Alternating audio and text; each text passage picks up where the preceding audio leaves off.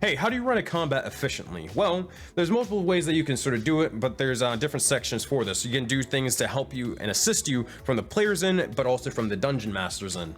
From the dungeon master's end, you can probably do simple things of using average damage dice rather than rolling for each and every single attack. So if you have a, I don't know, a zombie and they have a slam attack, instead of having to roll that d6 every single time, wasting a little bit more time, you can just use the average. It'll save you a little bit more time and keep it a little bit more efficiently, and you'll never have to worry about sort of, oh, where's my d6? Oh, okay, I rolled. Okay, let me calculate math. No, it's 5 damage. They do 5 damage. If they hit you, they don't do any damage if they don't.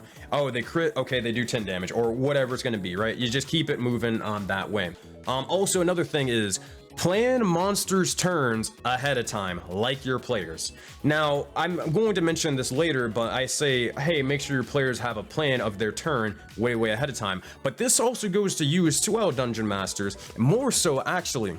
No one wants to sit down and just look at the dungeon master fiddle through 14,000 stat blocks for 30 minutes until it's the player's turns. No one wants to do that. No one wants to just, people want to play the game. They don't want to sit you be doing like, all right, that is a 22 to hit. I think that's going to be 100 damage, but wait, it's going to use this ability. It's going to use this bonus action ability on you. Oh wait, it has resistance and all this other stuff, so it's actually going to use a reaction and then a legendary. No one wants to sit and see you do that for freaking 30 minutes. Plan your turns ahead of time. The other thing is running your combats efficiently. A lot of the time people wonder like, oh man, my combats are going to take so long.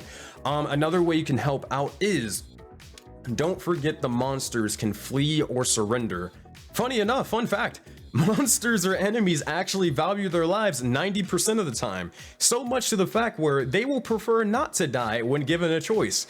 In that sense, they will sometimes, not all the times, choose to flee and leave the fight and save their hide rather than stay in till their death.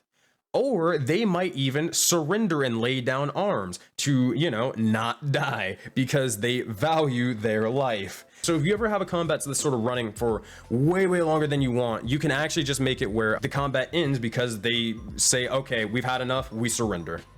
We're done. We surrender. You guys are too powerful for us, or we can resolve this peacefully, you know? Don't be afraid to do that. Don't be afraid to do that. The other thing is, this is a big one. This is a big one for you DMs. Don't make your combat last longer than people are engaged into it.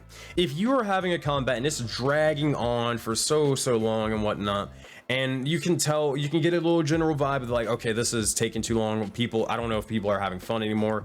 You can end the combat, like I said before, with the previous step or previous tip, have the monsters flee or surrender. Or if this is a controversial one, I don't do this myself, but you can do it if you wish. So take this as you will. You can also sort of reduce the enemy's health to basically speed up the combat a little bit more, right? Or if you want to do it beforehand, you can make monsters, I like to call them, make a monster volatile, where they do more damage to the players, but they have a lot lower hit points. So that makes it where the fights, you're able to sort of convey that sense of like huge threat as you're able to freaking bust out a lot of damage, but you also, the monster won't really last too long. It will fall over like a, you know, pile of bricks pretty easily to keep things moving.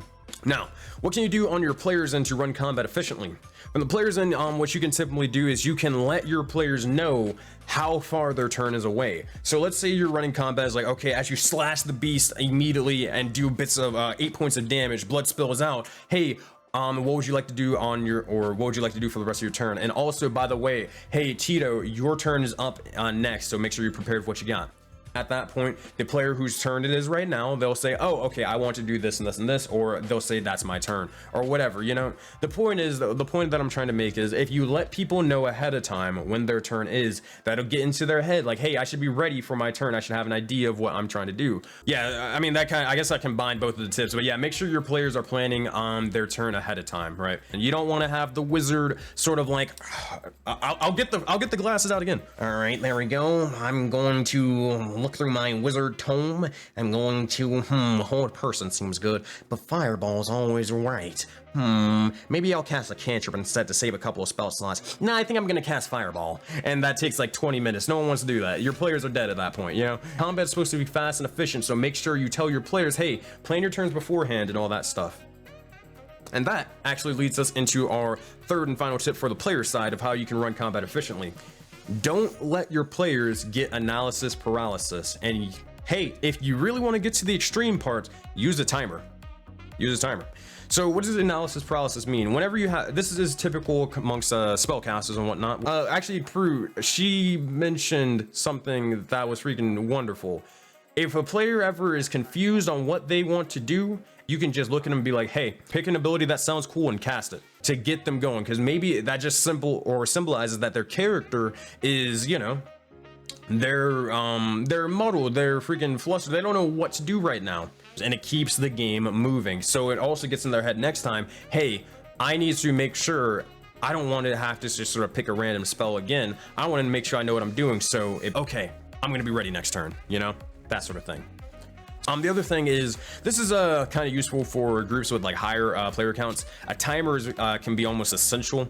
I don't use timers unless for specific occasions, but saying, okay, you guys have a total, or you guys have a total of 3 minutes to ever do your turns. And once the 3 minutes are up, hey, your character was thinking too much or too long, and they weren't able to, you know, figure out their game plan fast enough, you know. And then you just skip to the next person's turn. Because it really only takes one time for a player to get skipped before it immediately says, hey, that sucked, I don't want to get skipped anymore. I'm going to make sure I plan my turn ahead of time and make sure that doesn't happen. Those are a couple of tips on how to make your combats run more efficiently. So hey, if you enjoyed any of that, make sure to leave a follow on the stream, and make sure to leave a like down below on the video, and all that good stuff. Thank you guys so much. All right, chat, we are going to